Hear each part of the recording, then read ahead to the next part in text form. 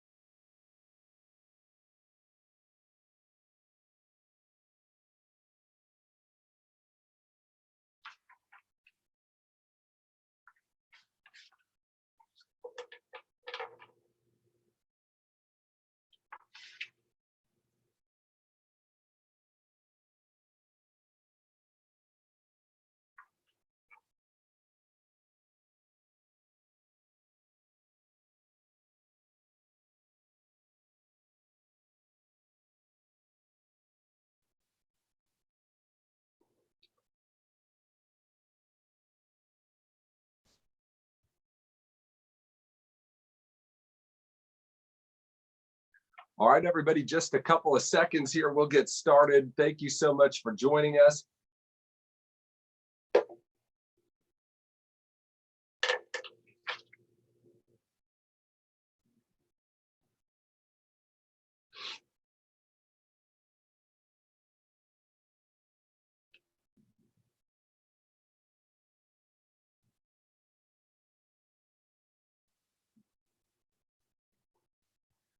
All right.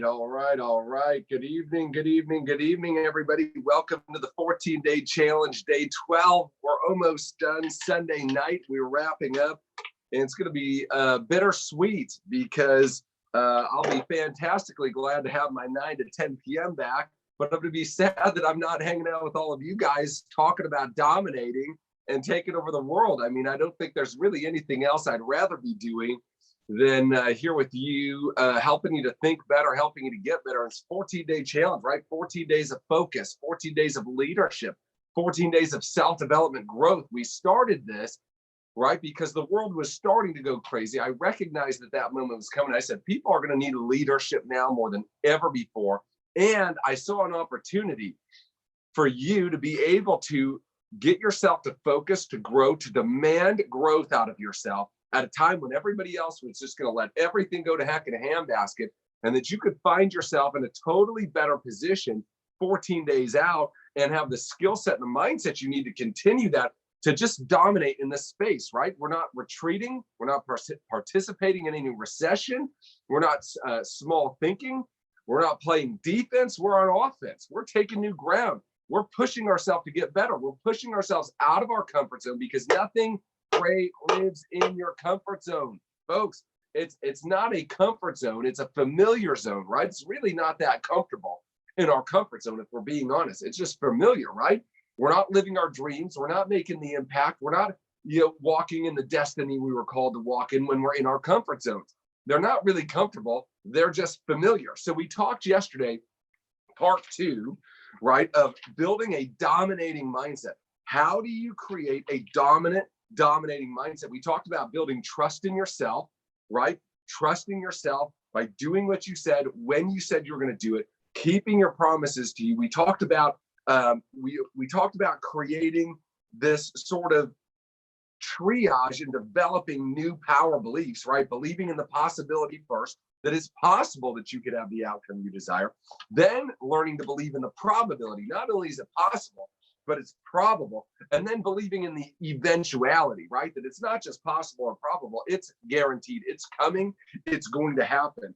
And so I just want to help you with that. We talked about creating some new pieces, some new kind of construction units of thought, right? And so new thinking, our thoughts are just responses to what we're experiencing in the world. And so we've got to get around different people. We've got to take in different information. We've got to live some different experience. That gives us the raw material to create new thinking, which creates better beliefs. So we listed out all the reasons why it was possible that we could. We listed out all the reasons why it just wasn't possible, but it was probable. And so we're going to start putting those things together, right? Now that we've got those lists, what do you need to do with them? You need to be reviewing them and soaking in them, right? Listen, your mind and your subconscious has been soaking in your thinking for your whole life. Now it's time to dump some stuff on top of you, right? Okay, and start to absorb and soak in to some new thinking. And so tonight, I'm absolutely fired up about this tonight. Again, this would have gone traditionally towards the front end of something like this 14-day challenge, but we had to get out there. We had to be doing the lives. We had to get out there and start sending messages. And y'all need to keep doing that, right? Every single day, you're doing your lives, consistency, consistency, consistency. And just a reminder on your lives, okay? Let me help a couple of you. Lighting is everything. Get your lighting. Listen, invest $50, $100 into some decent lighting so that you don't look like everybody else online, okay? Coming from grandma's basement, okay? The second thing, again, is keep your camera eye level or mouth level. Again, I'm seeing a lot of this. I'm seeing a lot of this, right? Hey, guys, right? And you're looking like this, or I'm seeing a lot of this, right? Hey guys, what's happening? You want to be eye level, mouth level, okay? And then just the third point, don't be overly concerned or consumed by your viewership right now, okay? You're just building consistency. You're building habits. If you bring value, the viewers will come, but it takes time. It takes effort. It takes energy, which is why most people won't do it. Most people will get discouraged, right? They're like, oh, my viewership went down from 17 to 15. I don't know if I should do this anymore. Well, guess what? Your viewership definitely is not going to go up if you stop.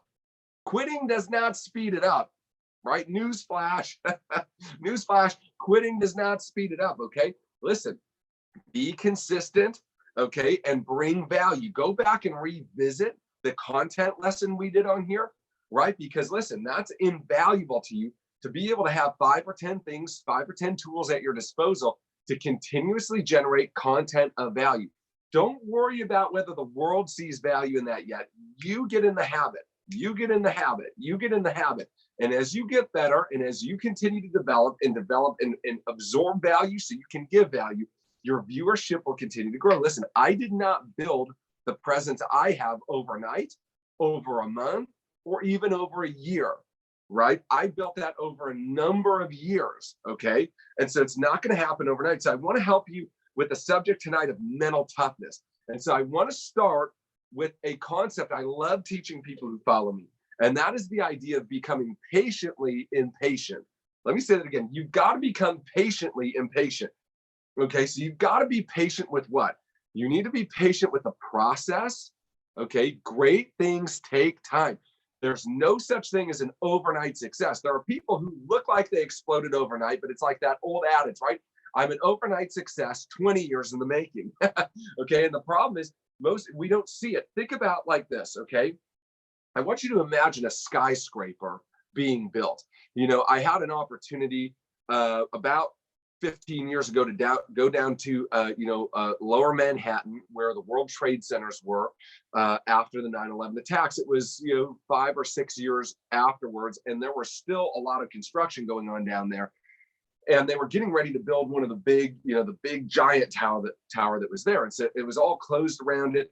And, you could see people working. If you got close enough, you could see down into the hole of that foundation. It was like hundreds and hundreds of feet deep, like way below many feet below the surface. And people were working like crazy. And I was like, man, it's been like 4 or 5 years or however long it had been since that tower came down. Like, why is it taking so long? And so what happened was this, what you learned is you learned a little bit about how they were building the building. We actually went in and toured that, right? And went through the memorial and all that several years later. And what you find is this: most of the time that is spent in constructing a skyscraper is spent below the surface of the earth, okay? So from the casual observer who's looking at ground level, it doesn't look like much is going on. But you walk to that hole and you look down there, and they're driving pilings into the bedrock. They're running all sorts of power and sewage and all sorts of things that got to be right that connect to a bunch of other stuff down there. And then they start to build the foundation. And the bigger that the building is going to be, the deeper and wider that foundation has to be. If the building foundation is not deep enough or is not wide enough, it won't support the enormous weight of the structure on it. So they spend most of the time building a skyscraper underground, making sure that the foundation is strong enough to hold the weight that's going to be built up. Once it gets to ground level, the construction process actually goes really, really fast. It's much faster than what they're doing down below. And so that's how you construct a skyscraper. That's really how you construct an empire as well in your personal life. You're going to spend a majority of the time working below the surface. What does that mean? You're going to be doing a lot of stuff that's not visible or visual to others. They may not see a lot of progress because they're looking from a certain vantage point. But inside, you're making an enormous amount of progress. Okay, right? Does that make sense? You're overcoming a lot of things that held you back. You're dealing with your thinking and your believing, which is creating different actions and outcomes, right? But these are things nobody can tell that you're working on your thinking today, right? Maybe people who are really, really close to you that start to see minor shifts in your attitude, your responses, your responsibility, how you take action, etc. But most people won't observe changes in your thinking. They won't observe changes in your belief system for a while. Why? Because it's all going on underground. It's going on below the surface. We're a work in progress on the inside, right?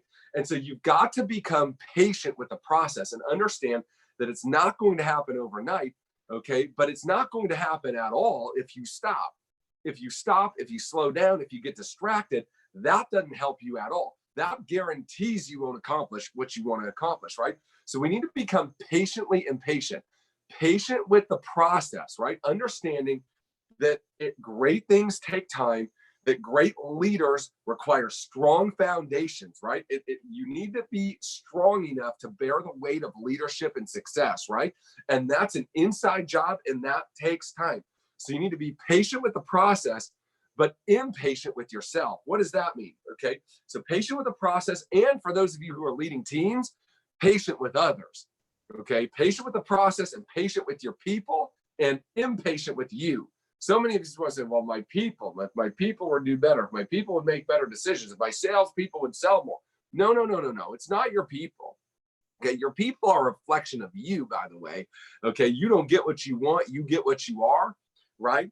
Okay, so patient with the process, patient with your people, but being patiently impatient with yourself to read, to grow, to learn, to get better, to develop. You've got to be impatient with yourself to do the very most productive thing you can be doing at any given moment. And you got to be relentless on yourself. When other people stop, you push forward. When everybody's calling it quits, you're just getting started. You got to run a little bit further than everybody else. You know, I like to run in the mornings now that my Orange Theory is down. And I always try to push myself just a little bit further than I went the day before. Why? Because if I settle where I was yesterday, I'm done. You got to push yourself. You should grow each and every day. So you've got to become patiently impatient, okay? And so let's talk about mental toughness. What is mental toughness? Mental toughness is really the measure of the amount of adversity that you can withstand and stay on track, okay? It's the measure of the amount of adversity that you can stand and stay on track, okay? And it really is a function of the clarity and conviction of your burning desire, okay? It's the clarity and the conviction of your burning desire.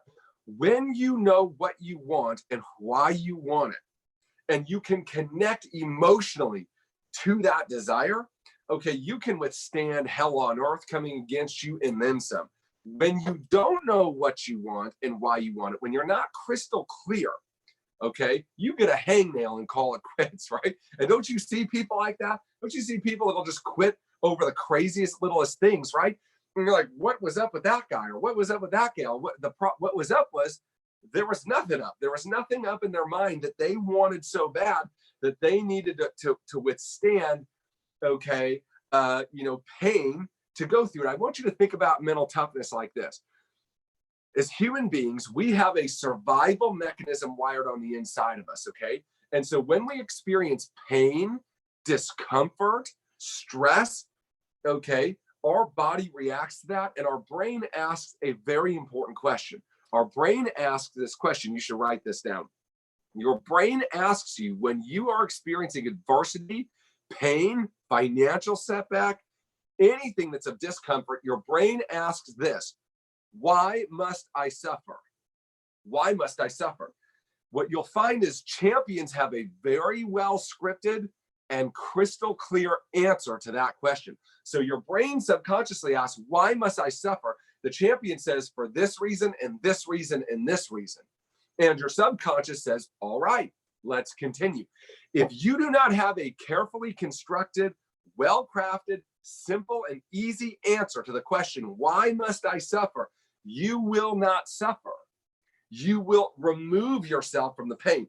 Tony Robbins says, right, people are primarily motivated by two things, the avoidance of pain or the pursuit of pleasure. So the survival mechanism is not about pursuing pleasure. The survival mechanism is about avoiding pain. I touch something hot, ow, I don't want to do that again. Move back, right? Okay, and so that's good when you're a Neanderthal living in a cave and there's all sorts of things around you that could kill you. That survival mechanism is not helpful in the United States and Canada or wherever else you're watching from in a civilized world where there's not a lot of danger around you, right?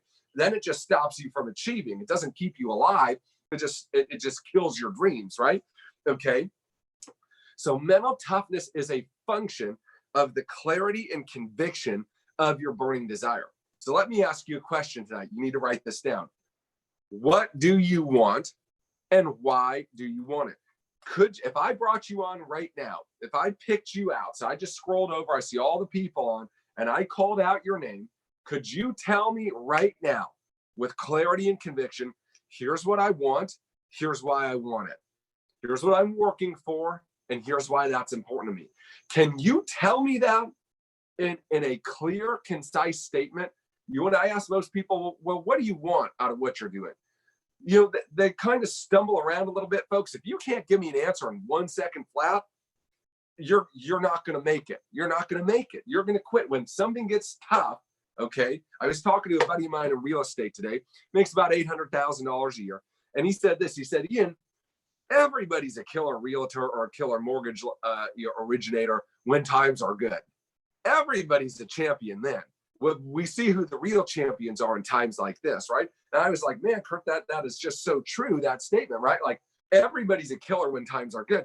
And you might be able to make progress when nothing bad is happening to you towards a goal or a vision without having a lot of clarity.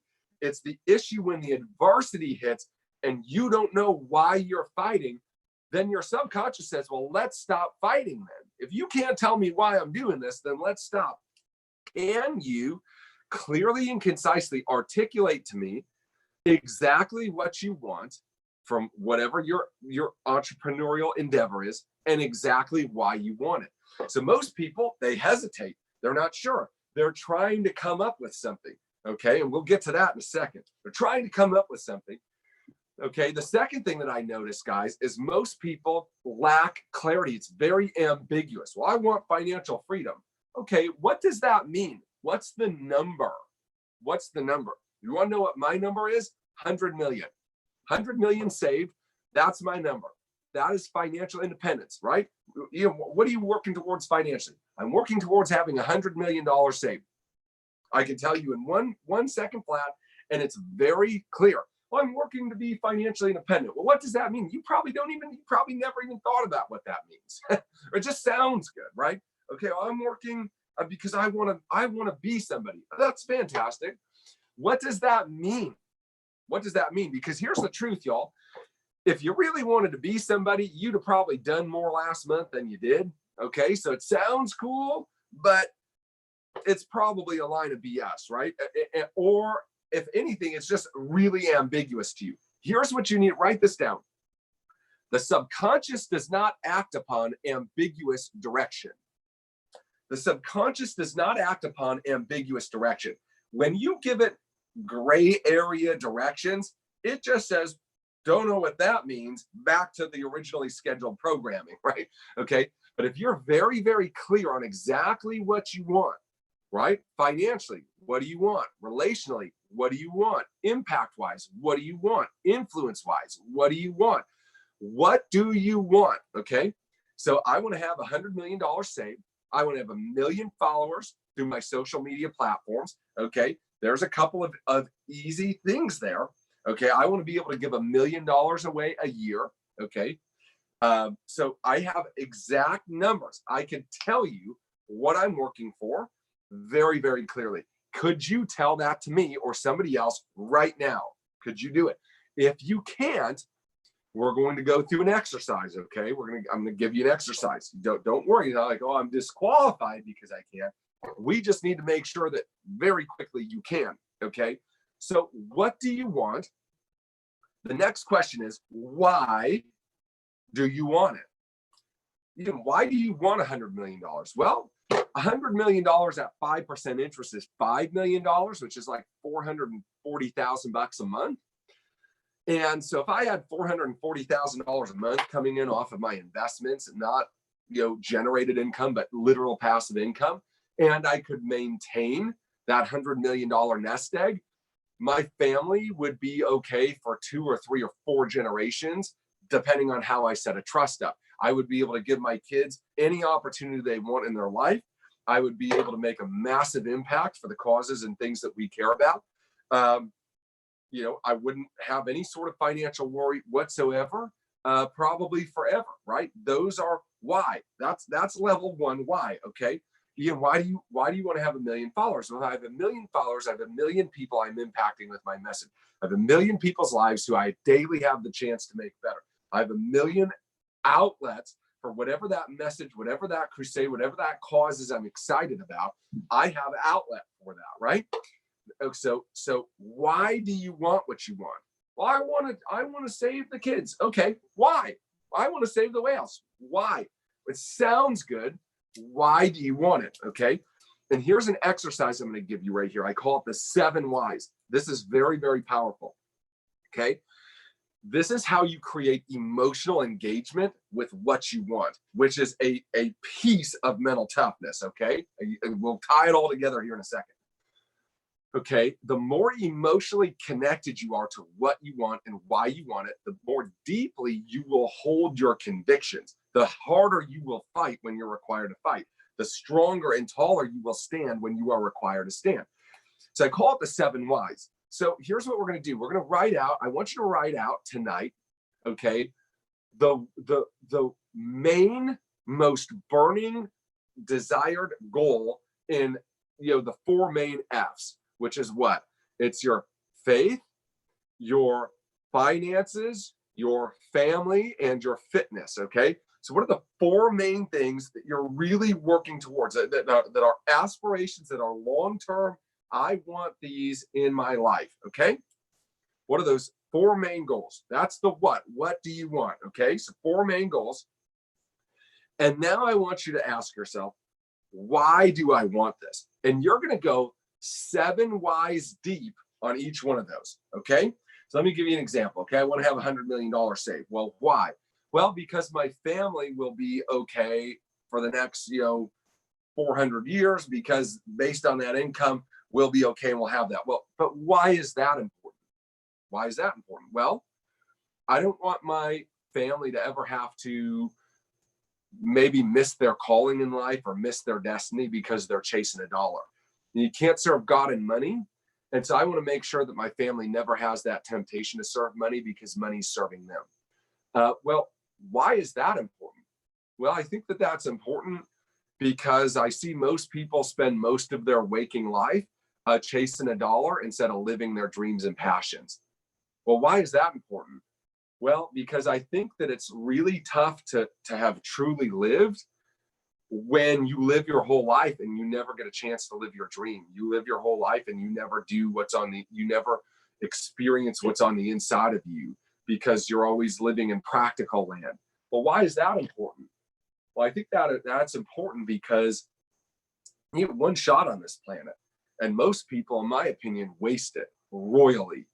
And what a shame to have been given life on this deal and to not actually ever live.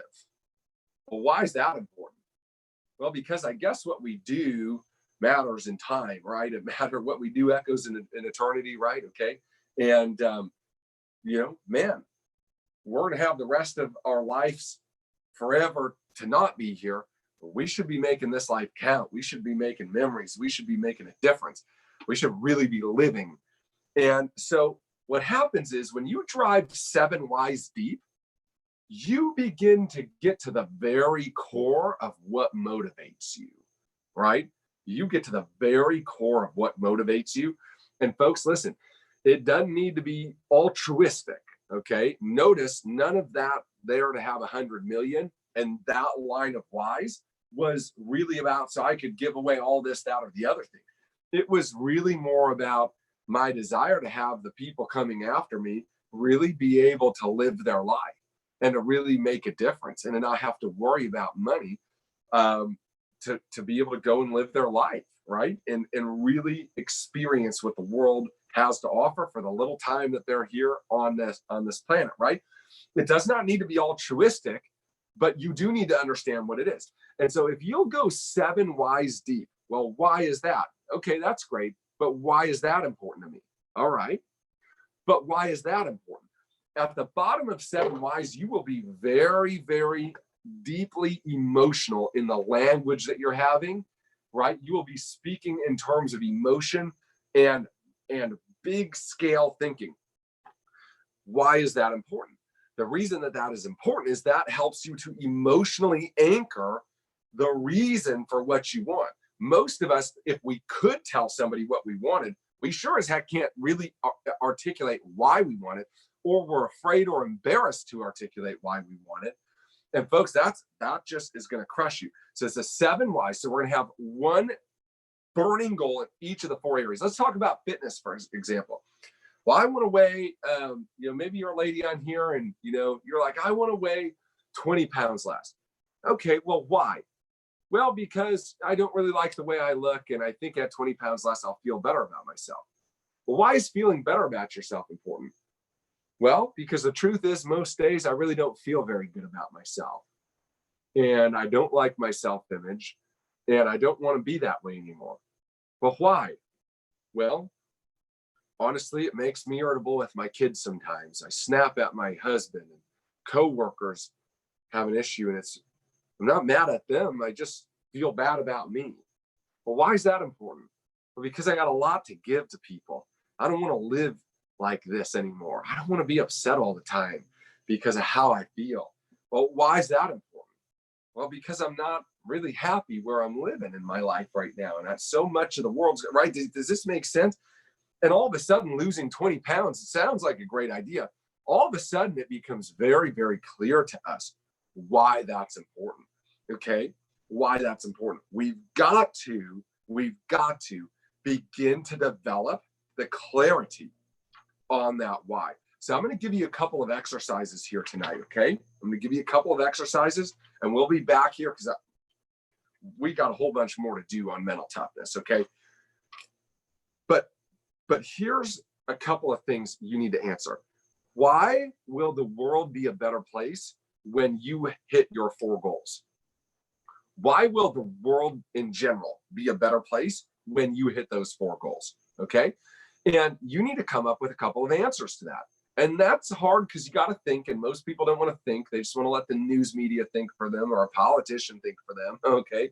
Thinking is one of the most rarest things in the world, right? Okay, but why is the world going to be a better place when you win and in those areas, okay?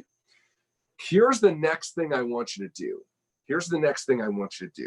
I want you to write out the first 3 things that come to your mind. This is subconscious gut. This isn't you thinking, oh, this would be nice or this sounds great. I want you to write down the first 3 things that would be fundamentally different about your life when you have those wins in those 4 areas, okay? So when you're 20 pounds less, what's the first 3 things that are different? Maybe it's I fit into some clothes and I look in the mirror and I'm not unhappy.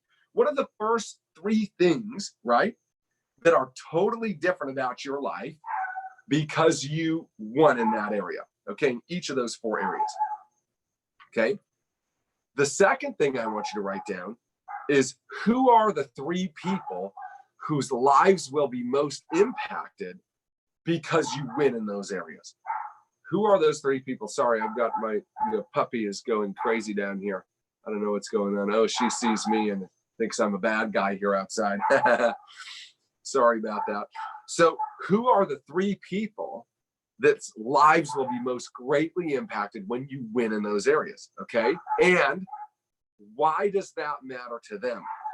And see what we're doing here, guys, we're creating a framework of how these things all work together, right? And so we're not just saying, oh, I want to save the kids. Okay, well, but why is that important? And whose life's going to be changed? Why does that matter to them? And why does that matter to you? And how do we connect emotionally with it? And all of a sudden, you start going through these exercises and you get really, really crystal clear on exactly what you want and exactly why you want it. And you become very, very tied emotionally to that. And folks, nothing can stop you. You become unstoppable. You become unbeatable. You stop at nothing, no obstacle, no challenge, no enemy. Okay. Nothing can stop you from going after those 4 things that you want. Or as you get better at training your mind, any other thing you decide you want, you can use this with. Okay. But you go from somebody who's lacking clarity. Here, write this down. When you don't know where you're going, any path will get you there. Let me say it again. When you don't know where you're going, any path will get you there. Okay. And that's most people. Why do most people quit most things? Because they didn't know where they were going. So why did they need to stay on that path? This path over here looks good. This one over here looks like fun. This looks like this could be interesting. Maybe I'll go back to school. Maybe I'll do this. Maybe da, da, da, da, da, da.